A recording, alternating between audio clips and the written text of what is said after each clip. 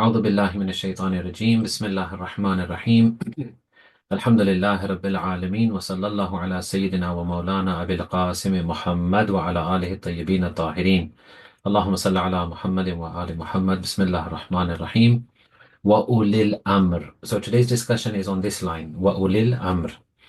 And today we're gonna first of all discuss Agha Javadi's writings upon this line, and then we'll finish off with Ayatollah Zi'a Abadi's discussion.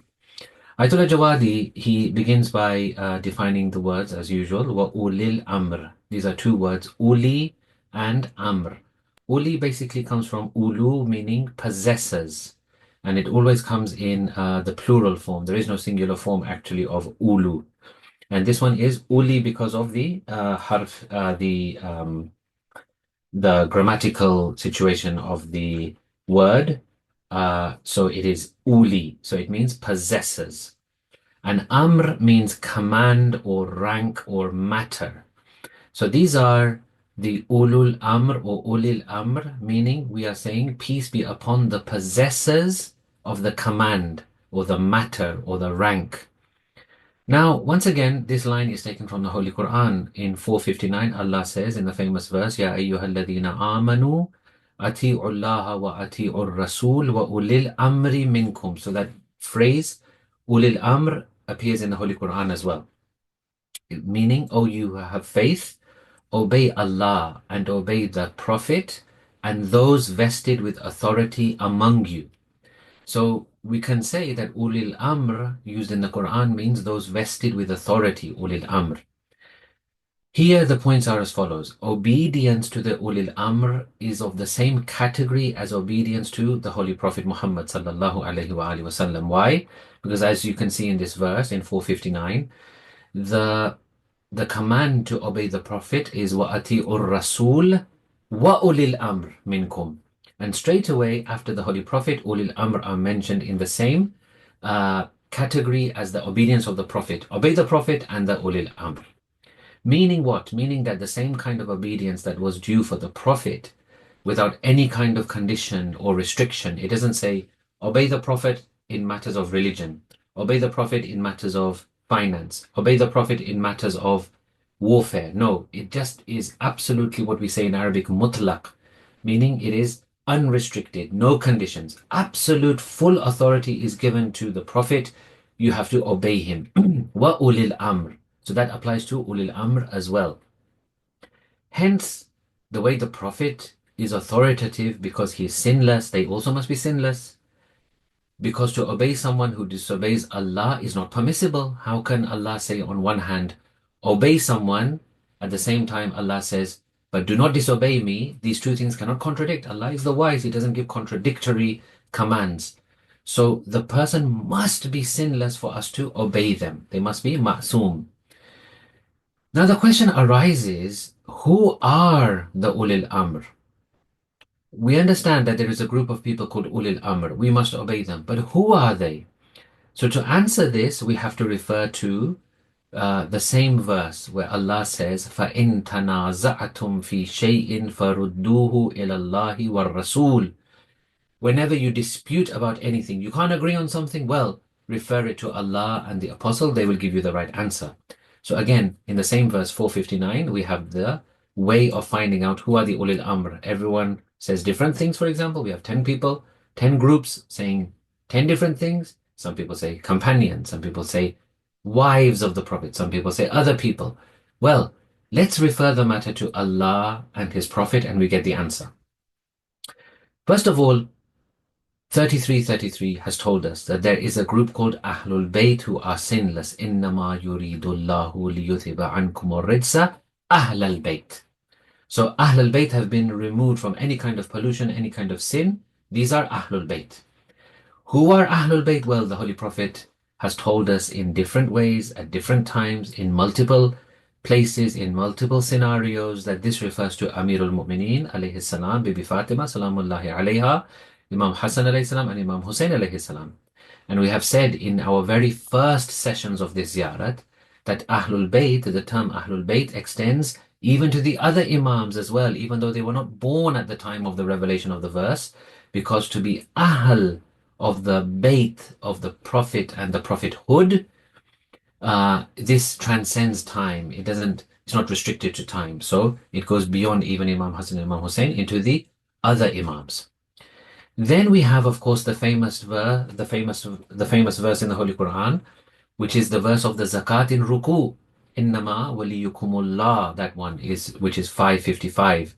And all sects agree that this one refers to only one person, and that is the blessed personality of Amirul Mu'mineen.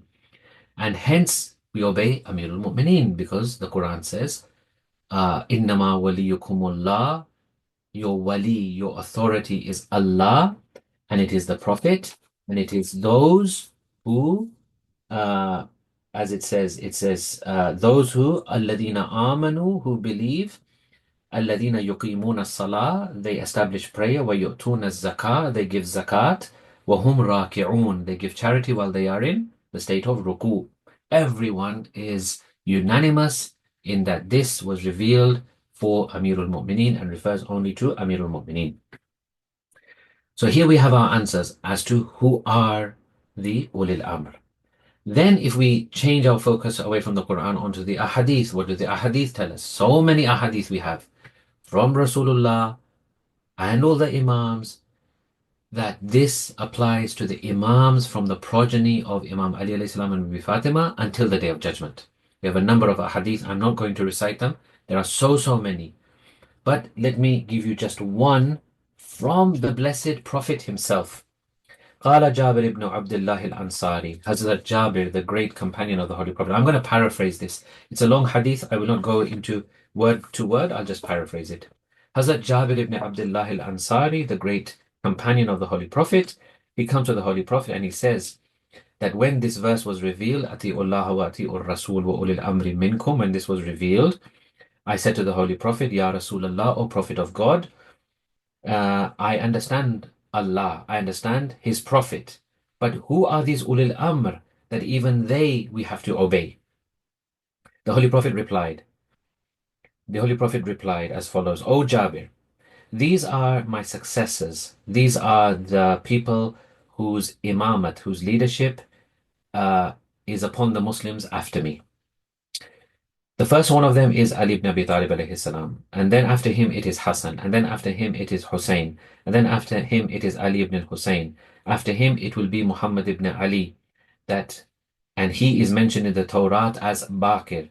And O Jabir, you will have the fortune to see him and meet him, and when you do meet him, then convey my salams to him. After him it will be As-Sadiq, Ja'far ibn Muhammad alayhi salam. After him it will be Musa ibn Ja'far. After him Ali ibn Musa. After him Muhammad ibn Ali. After him Ali ibn Muhammad. After him Hassan ibn Ali. After him it will be the one who has my name and my kunya. It will be the Hujjat of Allah upon this earth, the Baqiyatullah amongst his servants, the son of Hassan, the son of Ali, the son of Hassan ibn Ali, meaning the son of 11th Imam, who was the son of the 10th Imam. It is he through whom Allah subhanahu wa ta'ala will conquer and win over the Easts and the Wests. And it is that same person that our followers and our lovers will have to go through a period of occultation when he's in occultation. This occultation will be something that only those will remain steadfast upon his imamat whose hearts have been tried by Allah with a trial. In other words, they will be put through, they will have doubts, they'll have questions, but only those who are pure-hearted, pure ones, with good hearts, with conviction, they will remain on his imamat. Jabir then says, Ya Rasulallah, if that is the case, then will his followers and will his lovers be able to benefit from him during this period of occultation? The Holy Prophet replied, yes, of course. I swear by he who has raised me as a prophet, they will benefit from him and his nur the same way that the people benefit from the sun when it is behind the clouds. O Jabir, this is one of the secrets of Allah subhanahu wa ta'ala. So hide it and keep it secret and don't reveal it to those who don't have capacity for it. This was basically the explanation of Ayatollah Javadi. Now, let me present the view of Ayatollah Zi'a Abadi. So Ayatollah Javadi goes down the route of basically proving that ulil amr are those people who are mentioned in the Holy Quran, who are sinless, and we have to follow them. Ayatollah Zi'a Abadi takes it in a slightly different direction. He looks at Amr in a very different way, in the sense that the power the Imams hold, the command they hold, the authority they hold, and how that links to the Amr of Allah subhanahu wa ta'ala. So what he says is that basically, to understand the Amr of Allah, we have to again refer to the Quran, but we have to now put a number of verses next to each other so that we can then draw a conclusion about this Amr. He says, first of all, the verse from Surah Al Imran 154, Allah says, Qul innal amra kullahu lillah. Authority, command, order is entirely Allah's. This belongs to Allah, of course. And then he says, what is this Amr? How do we see this Amr? How does this Amr manifest itself? He quotes the famous verse from Surah Yasin, verse 82, where Allah says, "Innama amruhu idha arada shay'an an yakula lahu kun fayakun." That when he wants something to be, when he wants something to happen, when he wants to issue a command, what does he do? Does he have to go through uh, you know, trials, and does he have to tinker with different things? No, of course not. He's Allah subhanahu wa ta'ala. He just says kun fayakun. He says be and it is. That is the amr. So when we say that Imams alayhi wasallam are ulil amr, that they have this station of being the people and possessors of the command, well, this is one of the angles that we can look at this from, that they hold that command given to them by Allah subhanahu wa ta'ala, where they also have authority and power in that way. Then he mentions, for example, the verse from Surah Rum, verse 25, أَن تَقُومَ السَّمَاءُ وَالْأَرْضُ بِأَمْرِهِ, that the heavens and the earth are there and they are stable because of the Amr of Allah, the command of Allah. وَالشَّمْسَ وَالْقَمَرَ وَالنُّجُومَ مُسَخَّرَاتٍ بِأَمْرِهِ, that the sun, the moon, the stars are all in their place, performing their roles according to the order and the Amr of Allah. That last one was A'raf 54. And then he says, now to draw the conclusion, Allah says in the Holy Quran in Anbiya 73, وَجَعَلْنَاهُمْ أَئِمَّةً يَهْدُونَ بِأَمْرِنَا. Subhanallah, that we have made certain people imams, a'imma, yahduna bi-amrina. They guide according to our amr, to Allah's amr. In other words, they hold this authority given to them by God, this amazing authority, this amazing rank, position, command, power given to them by Allah subhanahu wa ta'ala. Finally, he brings this verse where this is Nahl, verse number 40. إِذَا أَرَدْنَاهُ أَن نَقُولَ لَهُ كُن فَيَكُونَ. When we want something, then all we need to say is kun fayakun. In other words, Imams hold this kind of position given to them, granted to them by Allah subhanahu wa ta'ala. Once again, let me repeat, we don't believe Imams have any independent position away from God. We don't believe that they somehow have power away from God. We believe that everything they have has been given to them by Allah subhanahu wa ta'ala, because they are so close and so much obedient to Him, and their will is in line with the will of Allah subhanahu wa ta'ala. That was our discussion, and I think we don't need to say any more. Very, very powerful from the Holy Quran, the way we can knit these verses together and draw a conclusion, inshallah. If there's any questions, I'm at your service, inshallah. So that was our discussion on this line of Zat Jamia wa ulil amri regarding Aima alayhim assalam. Wassalamu alaikum wa rahmatullahi wa barakatuh.